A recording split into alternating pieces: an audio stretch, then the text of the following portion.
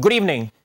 The Jamaica Tallawahs are now reflecting on their campaign in the 2017 Caribbean Premier League, where they were dethroned as champions after being eliminated by the Guyana Amazon Warriors. Now, it was a campaign where the Tallawahs blew hot and cold, winning 6 matches and losing 5, and never really exhibited the level of consistency and bravado like they did last year. The Tallawahs lost some top players from the 2016 squad, and a closer look at this year's outfit would show that they lacked depth in both the batting and bowling departments.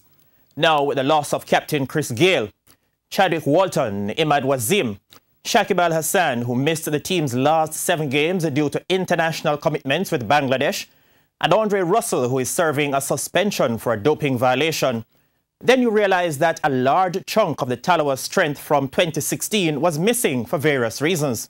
With the knowledge from last year that Gayle would not have been available after deciding to switch franchise, and Russell's ban announced at the end of January, I think the Tallawahs owners could have made a more aggressive and strategic approach to acquire the services of a few more quality international stars from the player draft in early March to fill the void left by the absence of the players mentioned earlier.